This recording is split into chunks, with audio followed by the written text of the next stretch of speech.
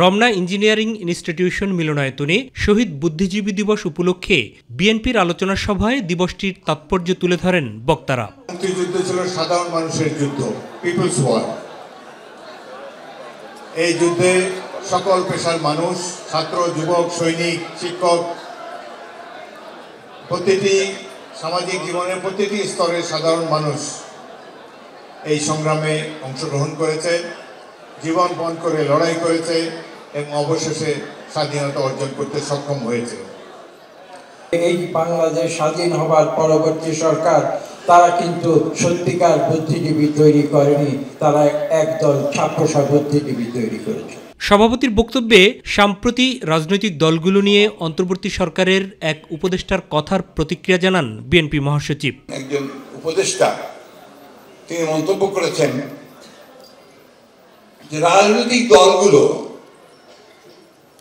এই অন্তর্বর্তীকালীন সরকারকে ব্যর্থ করার জন্য কাজ করছে। এই উক্তিটা উনি কি জন্য করেছেন, কিভাবে করেছেন, কোন প্রেক্ষিতে করেছেন আমি জানি না। এটার গভীরতা উক্তি উনি বুঝেছেন কিনা তা আমি জানি না, কিন্তু এটা কিন্তু অত্যন্ত একটা মারাত্মক একটা উক্তি।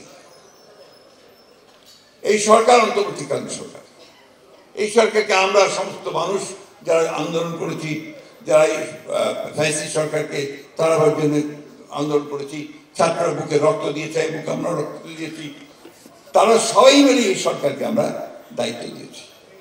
এবং এই সরকারকে দায়িত্ব দিয়েছি যে তারা আমাদের জন্য একটা পরিবেশ তৈরি করবে, এই রাষ্ট্রকে মোটামুটিভাবে একটা নির্বাচনমুখী করে নির্বাচন দিকে নিয়ে গিয়ে নতুন একটা রাষ্ট্র করবার সুযোগ করে দেবে। এই জন্য আমরা সবাই তাকে সাহায্য দিই। কিন্তু যেন এই কথা বলেন যে রাজনৈতিক দলগুলো অন্তর্বর্তীকালীন সরকারকে ব্যর্থ করার জন্য কাজ করছে, এটা অত্যন্ত মারাত্মক একটা অভিযোগ। আমি তীব্রভাবে প্রতিবাদ করছি এবং আমি মনে করি যে এই ধরনের উক্তিটা প্রত্যাহার করা উচিত। এবং আমি এটা মনে করে দিতে চাই যে দয়া করে রাজনৈতিক দলগুলোকে বা রাজনীতিকে আপনাদের প্রতিপক্ষ বানাবেন না। রাজনৈতিক দলগুলো আপনাদেরকে সহযোগিতা করছে, কারণ এটা রাজনৈতিক দলের দায়িত্ব। চেয়ারম্যান বলেছেন, আমরা বলছি এই সরকার ব্যর্থ হওয়া মানে জনগণ ব্যর্থ হয়ে যাবে, আমরা ব্যর্থ হয়ে যাবো, তাই না? তাহলে এই কথাটা ওনারা কেন বলবেন?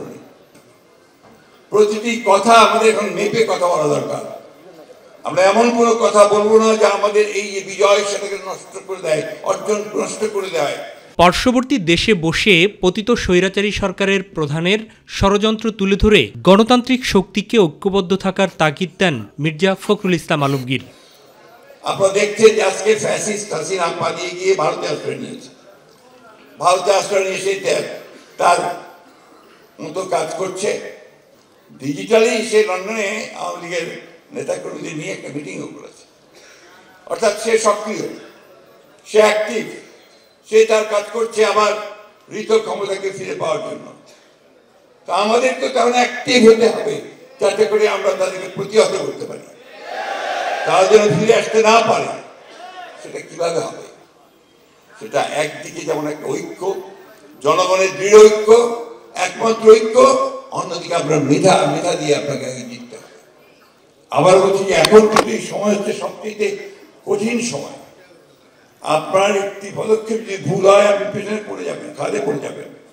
আর যদি সঠিক পা ফেলতে পারেন, তাহলে আপনি জয়লাভ করবেন। ষড়যন্ত্র প্রতিহত করতে দ্রুত নির্বাচনের রোডম্যাপ ঘোষণার জন্য সরকারকে পরামর্শ দেন দলটির স্থায়ী কমিটির সদস্য ডক্টর খন্দকার মোশাররফ হোসেন। সংস্কারে দেশের মানুষ চায়, বারবার প্রমাণ করেছে, এবং আমরা চাই যে সংস্কারের কথা বলে যদি নির্বাচনটাকে বিলম্ব করা হয়, তাহলে এই সরকারের জন্য খারাপ খবর বয়ে আনবে, এদেশের জনগণ ক্ষতিগ্রস্ত হবে। অতএব সংস্কার শুরু করে আমরাও সমর্থন করব, কিন্তু সর্বাধিক গুরুত্ব দিতে হবে নির্বাচনকে। নির্বাচনের রোডম্যাপ দেন। জনগণ যখন রোডম্যাপ দেখবে, তখন জনগণ নির্বাচনমুখী হয়ে যাবে। আর নির্বাচনমুখী হইলে এই দেশে কোনো ষড়যন্ত্র এদেশে করা সম্ভব হবে না। শহীদের চেতনায় উজ্জীবিত হয়ে কল্যাণমূলক দেশ গড়তে তরুণদের সক্রিয় ভূমিকা রাখার কথা বলেন বিএনপির শীর্ষ নেতারা।